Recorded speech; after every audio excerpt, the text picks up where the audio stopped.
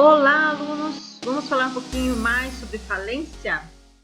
A falência agora, ela vai para uma parte muito importante na definição de várias situações dentro do procedimento, que é a classificação dos créditos. Classificar créditos é dar a ordem de pagamento.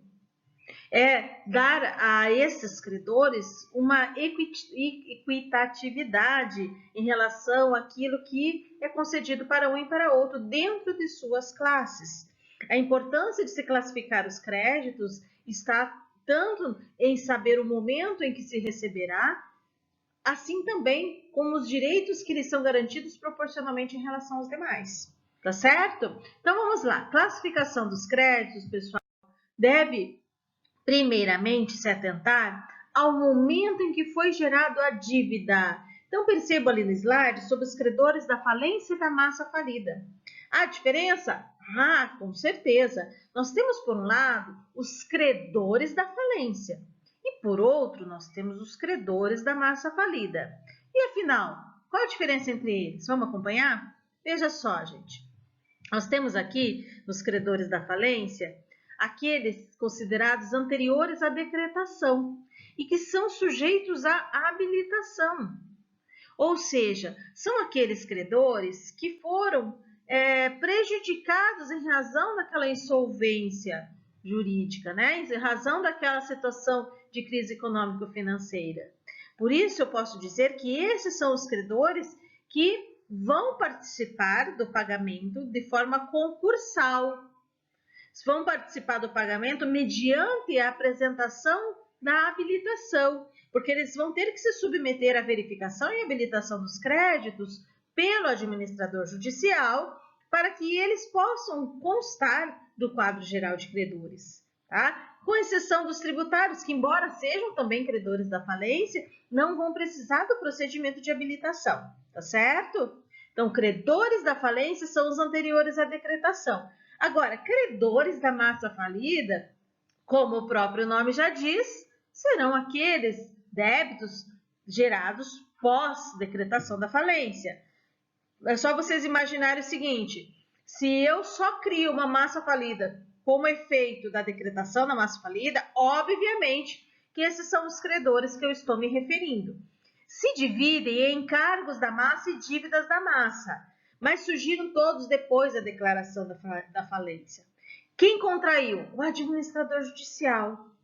Mas ele fez algo errado para contrair essa dívida? Nada disso. Essa aqui, pessoal, são as dívidas geradas para a conservação do patrimônio, são as dívidas geradas para a apresentação dos relatórios, dos trabalhos que o administrador judicial teve que realizar para bem conduzir a sua administração. São os custos judiciais daquilo que foi gerado pós-decretação, aquilo que os credores puderam também adiantar como forma de poder tomar algumas atitudes, algumas providências, ou seja, tudo aquilo que de uma forma ou de outra veio favorecer a massa falida, tá? Ou de alguma forma ou de outra veio obrigar a massa falida, sempre com aquela intuição, sempre com aquele intuito, melhor dizendo, de poder satisfazer melhor todos os credores, tá certo? Agora, qual é a diferença de ser um credor da falência e ser um credor da massa falida? É o momento de receber. Por quê, pessoal? Porque os credores da massa falida são os que a gente chama de extraconcursais, previstos no artigo 84 da Lei 11.101 de 2005. Os credores extraconcursais são os créditos gerados após a decretação da falência ou mesmo durante a recuperação judicial algumas vezes, como a gente vai ver adiante. Estes não precisam se habilitar porque eles não vão concorrer ao pagamento como os demais. Estes vão receber antes dos credores da falência, ou seja, vão receber antes dos credores concursais. Lembrem os nomes extraconcursais, tá certo? Bom, pagos extraconcursais, aí começa a se cogitar o pagamento dos concursais. E aí a gente está incluindo os créditos gerados antes da decretação da falência que foram habilitados no quadro geral de credores, tá certo? Então, prestem atenção. Credores extraconcursais, o pessoal vai receber antes dos concursais. Os extraconcursais, só para vocês terem uma ideia, os pagamentos que o precedem são aqueles salários devidos nos últimos 3 meses dos empregados, até o limite de 5 salários mínimos para cada um, conforme o artigo 151 da lei, que devem ser pagos assim que tiver dinheiro em caixa. E também eles só são precedidos do dinheiro que deve ser restituído. Nós temos aí na sequência um conteúdo falando das ações de restituição, inclusive restituições em dinheiro. Então essas são as que precedem o pagamento dos extraconcursais. Feito aqueles pagamentos, eles são primeiramente quitados e depois que se começa a fazer os pagamentos dos concursais, tá certo? Então tem mais essa situação ainda para quem é credor da falência. Vamos lá. Os credores extraconcursais, eles estão elencados no artigo 84 da Lei 11.101 de 2005. E esses incisos, eles também determinam a sequência de pagamentos, tá certo? Vocês têm esses slides no material de vocês enviados, e eu prefiro até que vocês, por mais que estejam em mãos com esse slide, eu acompanhando esse slide com o áudio, é importante que vocês tenham para poder fazer suas respectivas anotações, tá certo? Vamos começar? O artigo 84.1. Remunerações devidas ao administrador judicial e seus auxiliares e créditos derivados da legislação do trabalho ou decorrentes de acidente de trabalho relativos a serviços prestados após a decretação da falência. Então, vamos por partes. Vamos pegar só o inciso 1 agora do artigo 84. Então, primeiro, administrador judicial tem prioridade. Gente, quem é que vai assumir essa condição de administrador judicial sem a garantia do recebimento? Ou pelo menos sem uma maior garantia do recebimento? Então, para que faça uma pessoa assumir essa condição, ela precisa pelo menos saber que existe um potencial de pagamento importante, tá certo? Seus auxiliares são aqueles que vão ser contratados para fazer o cálculo, uma perícia, um determinado um planejamento, ou seja, pessoas profissionais que acabam por satisfazer todas aquelas obrigações e atribuições do administrador, tá certo? Então, esses também vão receber. Na mesma linha, devem ser pagos os credores trabalhistas e decorrentes de acidente de trabalho. Como assim? Como que eu vou ter empregados pós-decretação da falência, já que a gente está falando de extraconcursal? Vocês conseguem imaginar? Gente, essa situação é aquela que o juiz permitiu a continuidade das atividades. Lembram disso? Excepcionalmente, na sentença de decretação da falência, o juiz pode permitir que a sociedade ou o falido empresário individual Eireli possa continuar em atividade por mais algum tempo. Então, um exemplo, digamos que eu tenho lá uma fábrica de carros e precisa terminar uma frota, e aí você maximiza o potencial de pagamento, certo? Você aumenta o ativo, se você tiver lá um produto pronto. Pois bem, foi decretada a falência e existe lá uma determinada quantidade a ser concluída. O juiz pode permitir que então se encerre aquela produção, só que tudo que for gerado de débito trabalhista naquele momento é extraconcursal, inclusive se acontecer algum acidente de trabalho, tá? Então, esses são os primeiros que vão receber dentre os extraconcursais. Na sequência, nós temos as quantias fornecidas à massa pelos credores. Como que uma massa vai oferecer dinheiro para os credores? Como assim? Não entendi.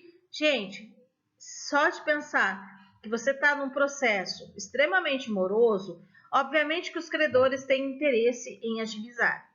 Então, os credores, eles podem ter a iniciativa de custear algum procedimento, custear alguma diligência, só que com a ideia de que eles vão poder ser ressarcidos dessa despesa. E aí que entra o inciso 2º do artigo 84 como extra concursal, quando eles adiantam dinheiro fornecido à massa para a realização de algum ato. Terceiro, despesas com arrecadação, administração, realização do ativo e distribuição do seu produto, bem como custos do processo de falência. E aí? Bom, aí vocês têm que pensar o seguinte, todo o ato do administrador judicial vai ser custoso. A gente está falando de avaliações, a gente está falando de transporte, a gente está falando de conservação. Então, ele precisa realizar coisas que requer um dispêndio de dinheiro. Só que essas despesas, como aquelas que estão no inciso 3º, vão ser pagas como extraconcursais, certo? As custas do processo de falência, ou seja, aquilo que é devido para o Estado, para o cartório que está realizando também, entra aqui nessa condição, nessa ordem de pagamento, tá certo? Tudo bem, pessoal? 4. Custas judiciais relativas às ações e execuções em que a massa falida tenha sido vencida. Aqui não é a mesma coisa do 3? Não. Aqui são as custas judiciais de outras ações e execuções que forem sendo propostas ou forem sendo geradas pós-decretação da falência. Tá certo? E nós temos ali um último caso, que é o inciso 5, as obrigações resultantes de atos jurídicos válidos praticados durante a recuperação judicial nos termos do artigo 67 desta lei. Bom, deixa eu dar uma comentada sobre essa primeira parte. Então, quando o empresário, a sociedade empresária, ela está num estado já de recuperação judicial, existe um risco de se tornar uma falência? Claro que existe, né, gente? E aí, qual é a tendência dos fornecedores? Qual é a tendência dos terceiros em relação a esse empresário, sociedade empresária? A tendência é não mais dar credibilidade. Acontece que se não der credibilidade, ele vai ficar sem fornecedor, ele vai ficar sem poder continuar realizando suas atividades regularmente enquanto estiver em recuperação judicial. É isso mesmo. Então, qual foi a estratégia legal para que isso não acontecesse? A estratégia foi mas incentivar que esses fornecedores continuassem contratando com esse empresário que está em recuperação judicial, justamente com a garantia de que, se convertido em falência, ele vai ter a segurança de receber como extra concursal. Tá certo?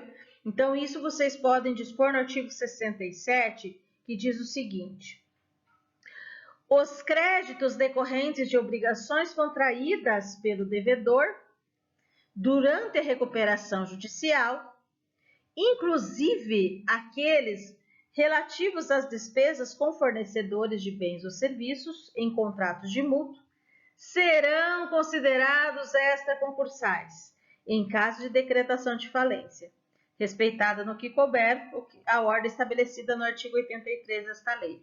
Então, pessoal, convido vocês, né, para complemento dessa leitura do artigo 84, que façam também a leitura do artigo 67 da Lei 11.101 de 2005. Tá certo? Então, vamos continuar ali fazendo a leitura do artigo 84, inciso 5. Obrigações resultantes dos atos jurídicos válidos praticados durante a recuperação judicial nos termos do artigo 67 desta lei ou após a decretação da falência, e tributos relativos a credores, e tributos relativos a fatos geradores ocorridos após a decretação da falência, respeitada a ordem estabelecida no artigo 83 desta lei. Então, vamos lá. O que ele está mencionando aqui no inciso 5, ou seja, dentre os extraconcursais, em quinto lugar, você paga, então, aqueles que continuaram contratando durante a recuperação bem como aqueles débitos tributários gerados pós-decretação da falência. E aí vocês devem perguntar, mas gente, que tributo? Ele está inativo. E que novamente eu vou dizer para vocês, o juiz pode permitir que ele continue operando. Aqueles veículos, por exemplo, na hipótese que eu mencionei, eles vão ser vendidos. Eles podem, de alguma forma, os fatos geradores podem ter acontecido, pode ter sido adquirido bens, e eles têm que recolher tributos. Então, tudo isso, de alguma forma, vai gerar, tem um fato gerador, e esse fato gerador, se posterior à decretação da falência, ele não vai ficar lá no quadro geral de credores para concorrer com os demais. Ele vai ficar aqui. E aí ele fala para sempre cuidar com a ordem do artigo 83. O 83 vai ser os credores concursais. Então, se dentre esses fornecedores da recuperação judicial nós temos uma ordem de pagamento, aqui vai ser respeitada também, mas ainda assim não lhe retira o privilégio de receber antes mesmo dos habilitados. Tudo bem? Então, credores extraconcursais são os credores que recebem antes de iniciar os pagamentos dos credores constantes no quadro geral de credores.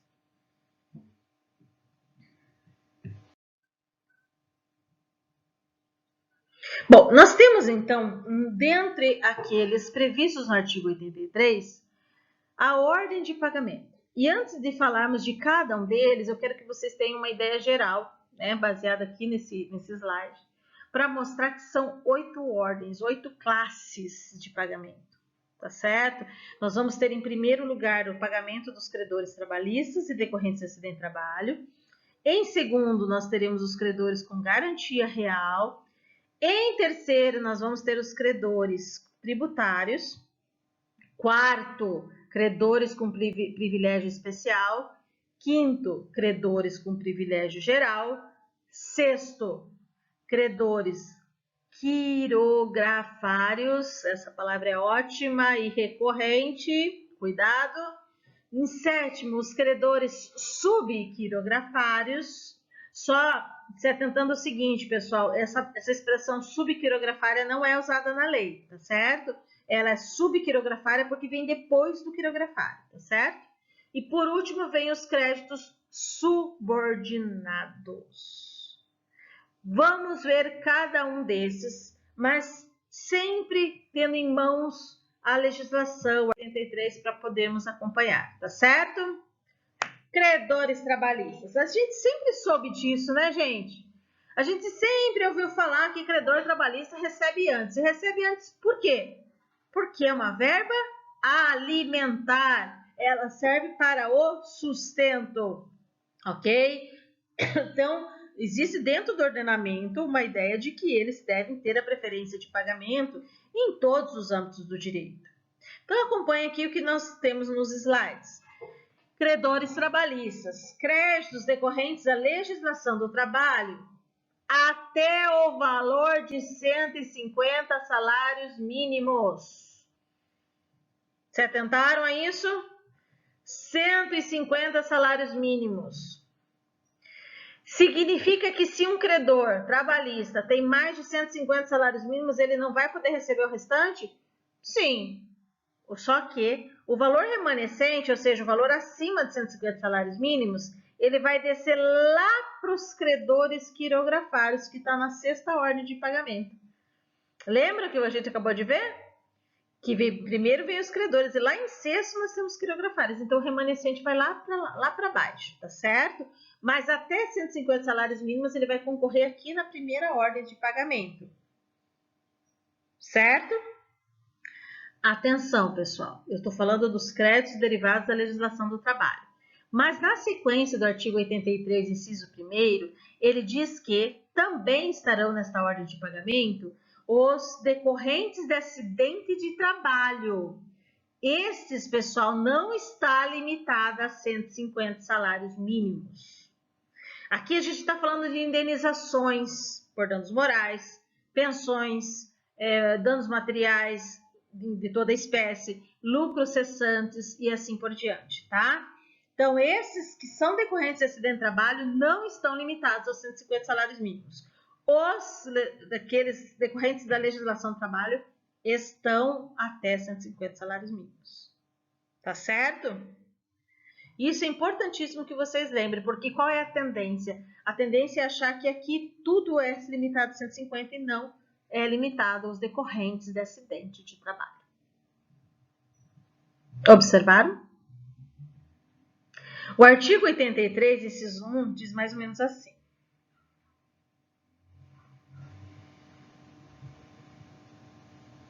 A classificação dos créditos da falência obedece à seguinte ordem. 1. Os créditos derivados da legislação do trabalho, limitados a 150 salários mínimos por credor, e os decorrentes de acidente de trabalho. Tá certo? Deixa eu fazer mais um comentário com vocês. Vocês devem estar se perguntando, mas por quê? Gente, por que antigamente não tinha essa limitação antes dessa lei de 2005?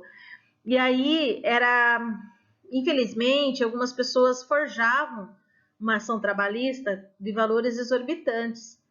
E com isso ficavam na primeira ordem de pagamento e aquilo não era real. Aquilo era uma estratégia de recebimento de valores e depois, obviamente, que existia ali uma negociação com o próprio falido.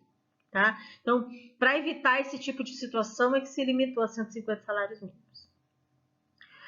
Bom, e aí nós temos uma outra questão. Inclui-se créditos devidos aos representantes comerciais. Representantes comerciais são profissionais que têm legislação própria, que é 4.886 de 65. Eles não são empregados, gente. Eles são trabalhadores com autonomia, com uma legislação própria, tá certo? E lá no artigo 44 da lei especial, eles colocam que todo aquilo que se aplica aos créditos trabalhistas num processo de insolvência também lhes cabe. Por isso que eles são incluídos aqui na ordem de pagamento. Afinal de contas, é verba alimentar. Tá certo? E aqui vocês têm que também fazer uma análise interessante. Créditos decorrentes da legislação do trabalho, gente, ela dá uma abertura de interpretação para que as verbas alimentares, em geral, possam ser incluídas aqui. Por quê? Porque a gente sempre pensa assim, créditos decorrentes da legislação do trabalho, eu estou falando de empregado. Só que relação de emprego é um dos tipos de relação de trabalho. Quando você contrata, por exemplo, um advogado, é uma relação de trabalho, mas não é de emprego. O que difere emprego de trabalho? Ainda que vocês vão ter o conhecimento do direito trabalhista, o que difere um do outro é subordinação. Certo? Se eu tenho lá uma relação de trabalho sem subordinação, ela estaria excluída, portanto, daqui? Não nos parece, certo? Então, existe essa defesa de que, sendo verbo alimentar, entendido o verbo alimentar como pagamento por uma prestação de serviços que tenha feito em favor do falido, ela deveria estar incluída aqui, tá certo? Então, essa é uma discussão que você faz acerca dessa disposição legal. Especialmente em relação aos honorários advocatícios, seja sucumbenciais como contratuais, eu coloquei ali para vocês que tem sido considerado nesta ordem de pagamento, tá? Mas aí é necessário dizer também que nós tivemos reconhecidos pelo CPC, pelo novo CPC, o caráter alimentar dos honorários advocatícios, expressamente dito que em caso de insolvência, como no caso de falência, ele se insere nos créditos dessa natureza, tá certo? Por isso que hoje os honorários advocatícios têm sido entendidos como parte dos créditos devidos na primeira ordem de pagamento do artigo 83. Mais um detalhe. Nós temos também a possibilidade de créditos trabalhistas serem cedidos a terceiros. Como que acontece isso? É possível a um trabalhador que teve reconhecido na Justiça do Trabalho, por exemplo, um crédito lá de 45 mil reais. Esta pessoa, em negociação com outra, pode ceder esse crédito que ela tem. Veja, não é o dinheiro, ela ainda não está em posse do dinheiro. Ela só tem o crédito reconhecido. Ela pode ceder esse crédito para uma outra pessoa. Dizer o seguinte, eu, Gislaine, tenho um crédito de 45 mil e estou cedendo para o João da Silva meu crédito de 45 mil, tá? Isso se chama cessão de crédito. Pode fazer isso? Pode. É direito patrimonial e dele eu posso dispor, ok? No entanto, João da Silva porque você recebeu um instrumento cedendo um crédito que era trabalhista. Ele vai poder se inserir aqui? De forma alguma. Tá?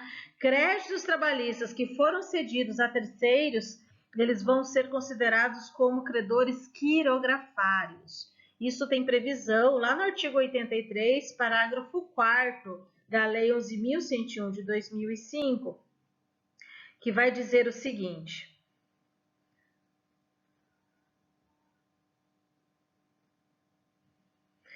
os créditos trabalhistas cedidos a terceiros serão considerados quirografados.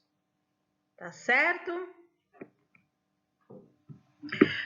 Vamos ver mais algumas coisinhas dos créditos trabalhistas. Olha só, gente.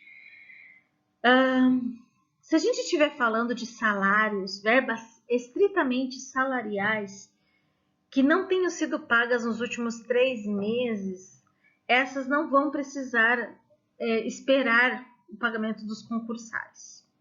Nós temos no artigo 151 da Lei 11.101 de 2005 uma disposição legal que diz o seguinte, que as verbas salariais vencidas nos últimos 3 meses da decretação da falência, os 3 meses anteriores, até o limite de 5 salários mínimos por trabalhador, serão pagas assim que tiver dinheiro em caixa. Tá? Mas cuidem, é só ter 5 salários mínimos por trabalhador. Então, hoje nós temos lá, vamos supor lá, o salário mínimo é aproximadamente R$1.000, tá? Então, por mais que a pessoa, os últimos 3 meses, ela tenha somados, daria 9.000 de crédito, ele vai receber 5.000, tá? Ainda que somasse mais os últimos 3 meses, assim que tiver dinheiro em caixa. E o restante? O restante tem que pagar conforme o artigo 83.1. Vai ter que se habilitar para ser a primeira ordem de pagamento ou recebimento. Então, vamos ver a transcrição do artigo.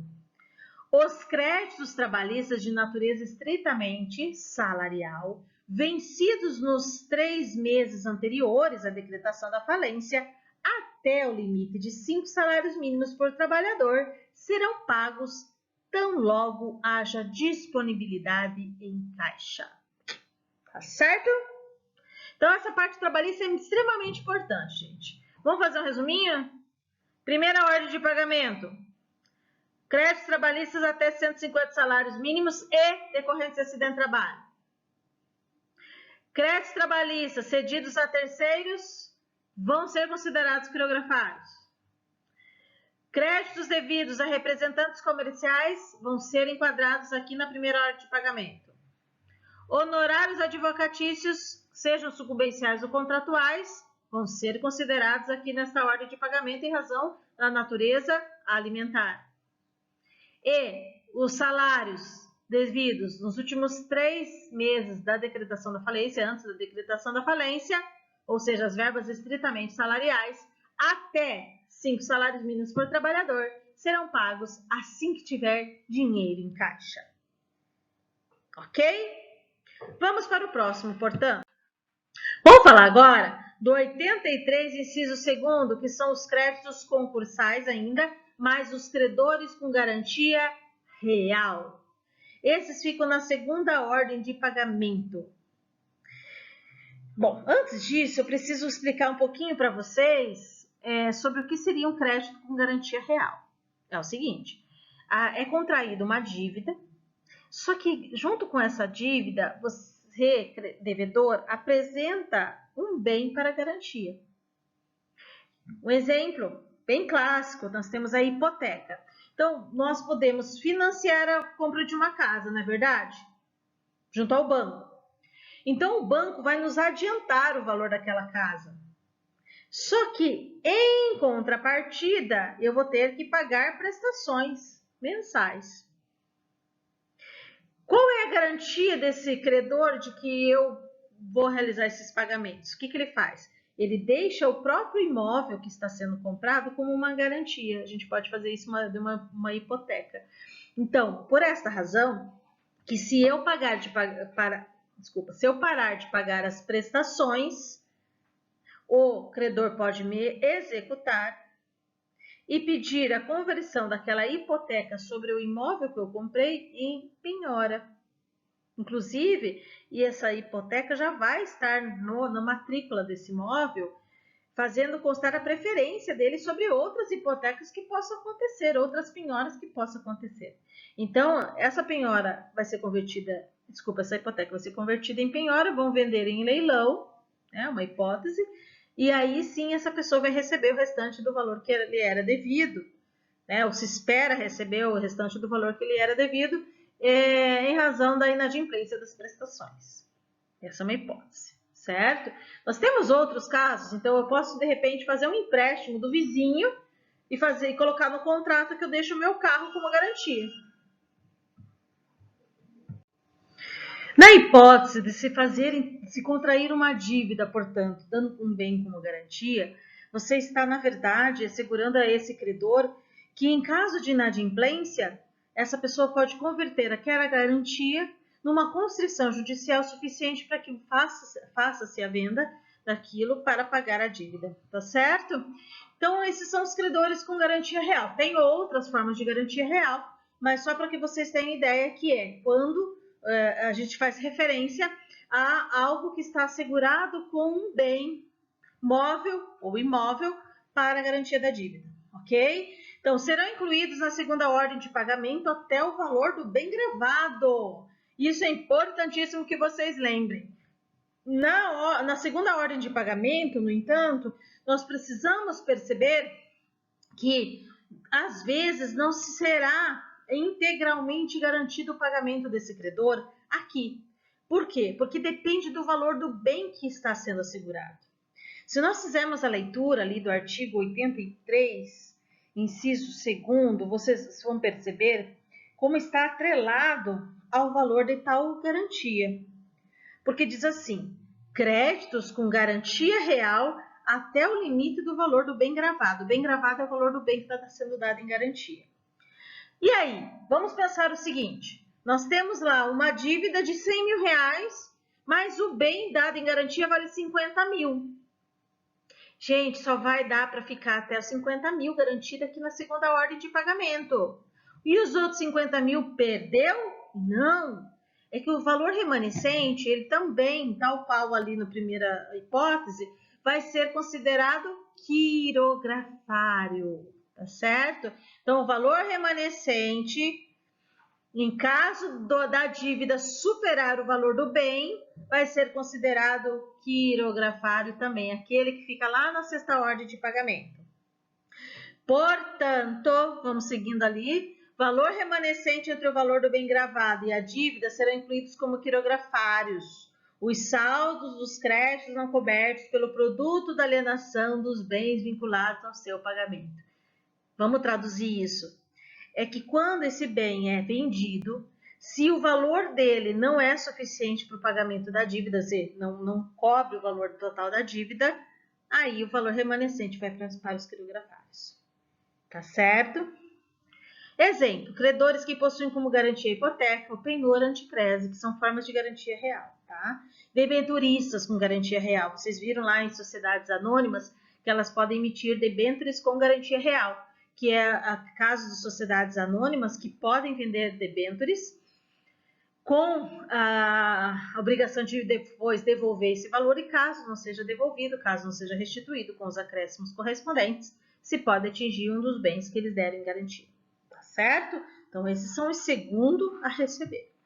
O que vem na sequência? Credores tributários. Aqueles que a gente chama de fiscais, mas também os parafiscais. Refere-se aos impostos, taxas, contribuições de melhoria, contribuições sociais e econômicas, encargos e tarifas, independente do tempo e natureza da sua constituição.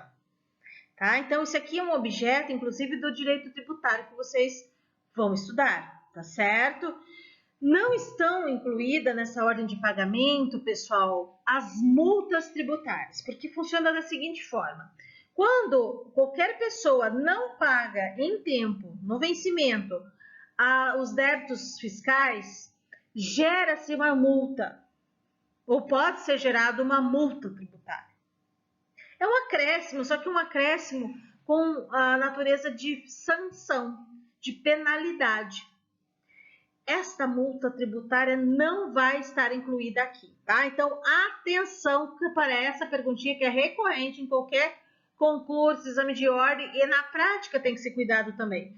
Multas, elas vão também participar aqui do pagamento da falência, só que lá na ordem subquirografária, depois dos quirografários, inclusive as multas tributárias, tá certo?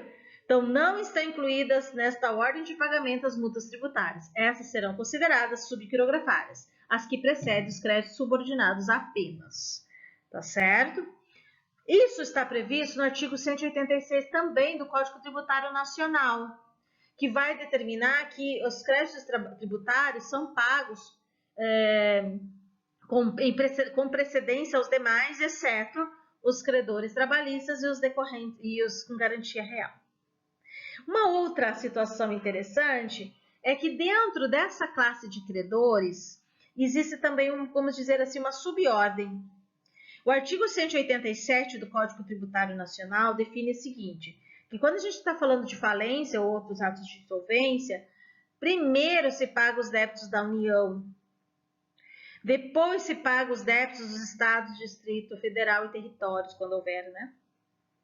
E depois, em terceiro, que se paga dos municípios conjuntamente pro rata.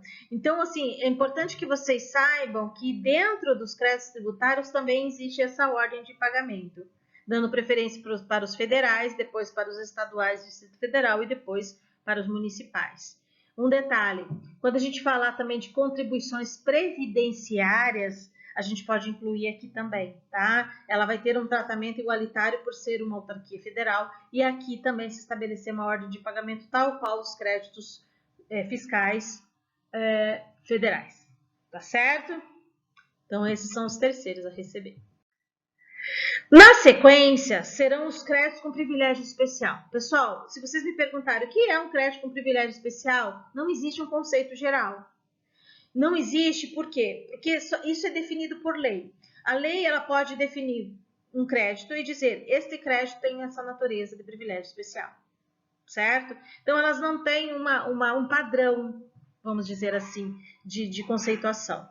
Nós temos no artigo 964 do Código Civil, por exemplo, uma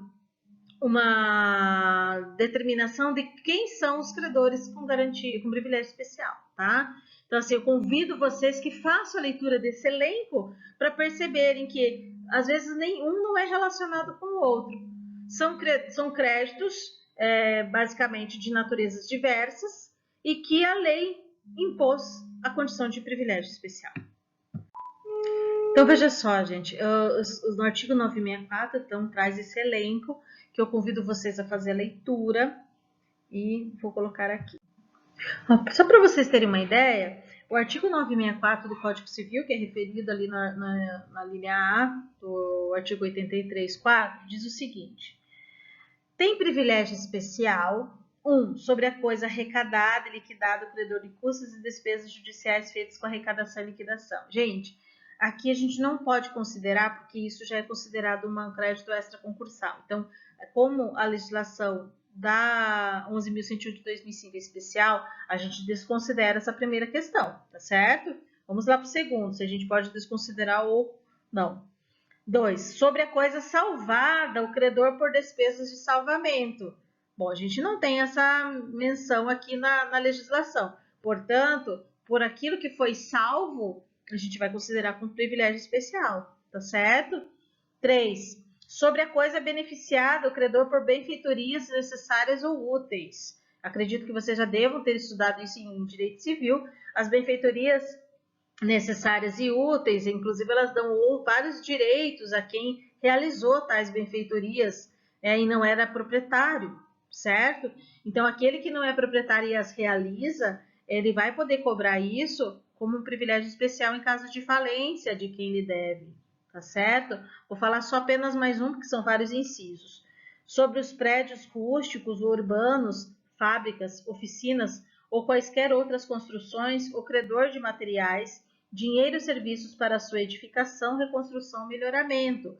Ou seja, né, quando a gente tem ali sobre a nossa, vamos dizer, responsabilidade, cuidar desses prédios e realizar as despesas para isso, né? Então, ele fica muito, muito próximo com a questão das benfeitorias. E assim por diante. Então, é interessante fazer a leitura, porque são 9 incisos, e naquilo que não for incompatível com a Lei 11.101 de 2005, considerar todos esses créditos do artigo 964 do Código Civil como privilégio especial e, portanto, ficando aqui nessa ordem de pagamento. Tá certo? B. Os assim definidos em outras leis civis e comerciais, salvo disposição contrária desta lei. Então, sempre que uma legislação assim determinar que é privilégio especial, nós temos aí o exemplo da nota de crédito industrial, que lá no artigo 1563 do Código Civil e no artigo 28 do Decreto-Lei 167/67, assim dispôs. Tá? E ainda temos aqueles cujos titulares a lei confira direito de retenção sobre a coisa dada em garantia, como, por exemplo, o administrador do armazém geral. Armazém geral, normalmente existente em portos, ele tem que ser remunerado por realizar a guarda de algum bem, né, do que veio importado, e se a pessoa não a realiza, ele pode reter, e aí cobrar também como um crédito com privilégio especial. E D, aqueles em favor de microempreendedores e microempreendedores individuais, que é o tal do MEI, as microempresas, que é tal da ME, e as empresas de pequeno porte, os EPPs, de que trata a Lei Complementar 123 de 2006. Gente, se eles são credores, aí não importa qual a natureza do crédito deles. Aqui o que importa é quem é o titular do crédito. Nesse caso, fica com privilégio especial, tá certo? Isso se não configurar uma questão mais privilegiada. Na sequência, nós temos os créditos com privilégio geral, que também tem uma previsão no Código Civil, no artigo 965, de quais seriam.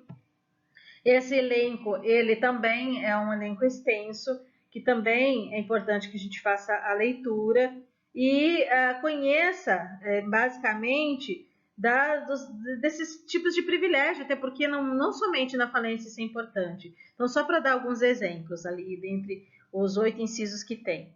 Crédito por despesas de seu funeral, feito segundo a condição do morto e costume do lugar, ou seja, aquilo que foi gasto nas despesas de funeral do empresário, por exemplo, né? Que pode acontecer na falência, antes da falência mesmo, porque lembre, falência pode ser pedida por cônjuge sobrevivente, herdeiros e inventariante.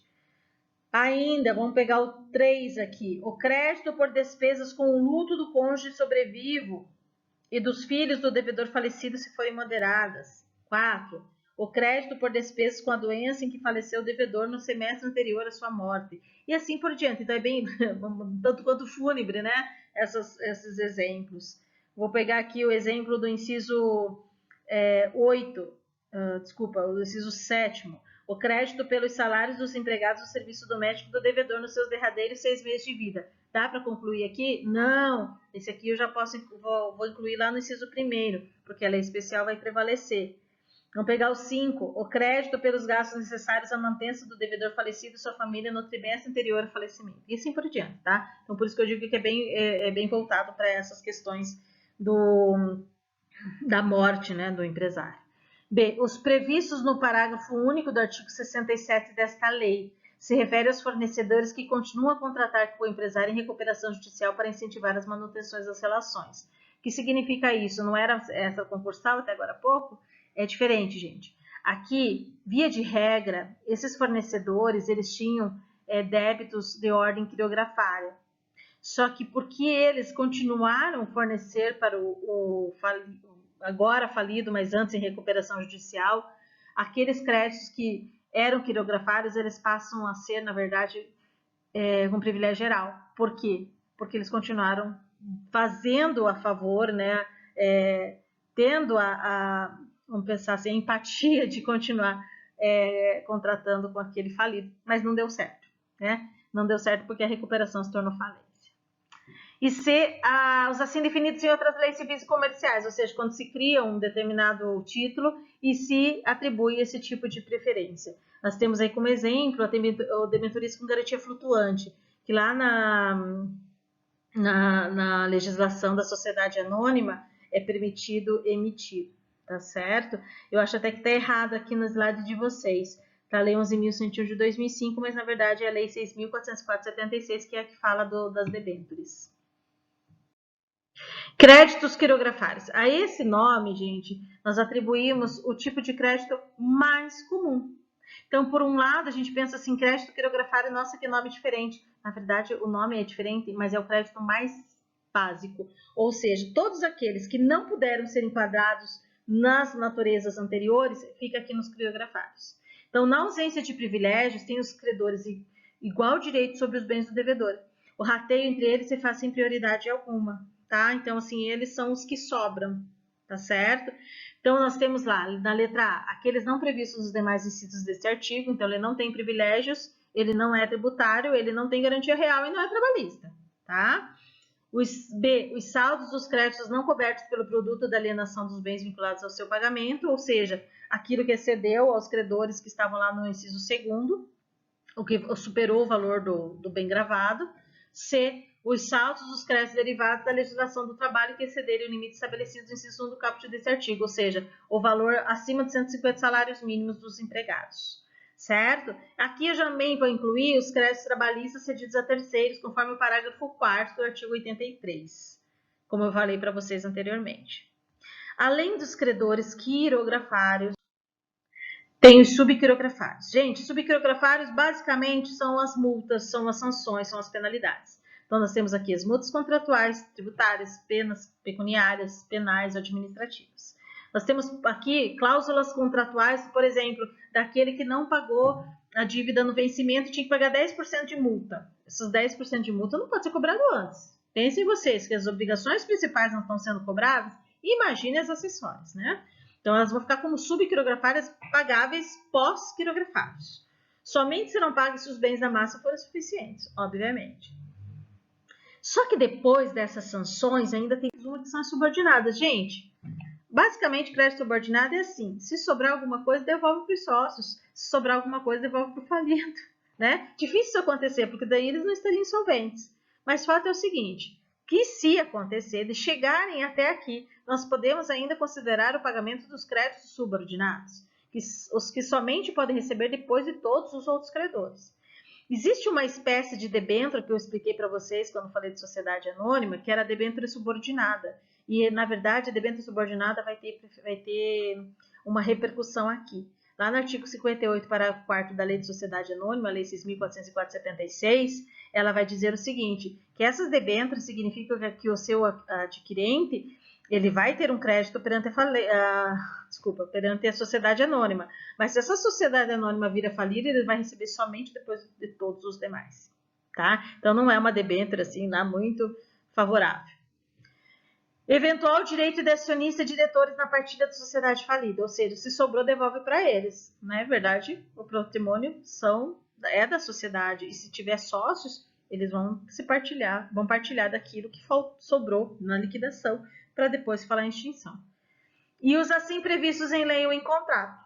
De repente, se faz um contrato e diz que aquele crédito vai ser considerado subordinado caso haja uma falência, uma insolvência. E aí os créditos dos sócios dos administradores sem vínculo empregatício.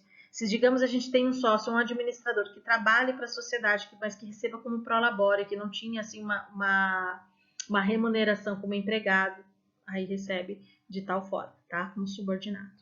Tá certo, gente? Então, aí vocês viram a classificação dos créditos, viram também as razões pelas quais elas são assim classificadas, porque vamos pensar que você inicia pelas alimentares e aí vai por um grau de importância, entre aspas, se definindo as classes de credores que existem, tá certo? Isso é importante tanto para saber a ordem de pagamento, como para entender aquelas classes em que são divididas os órgãos da administração, as classes em que são divididos aqueles que votam na Assembleia, tá? E assim por diante. Isso também vai ser importante na recuperação? Vai. Eles também vão ser divididos em classes, não para recebimento, mas para participação, principalmente em Assembleia e Comitê de Credores, tá certo? Gente, fico aí disponível para dúvidas, comentários e tudo mais, como sempre, à disposição de vocês. Até mais!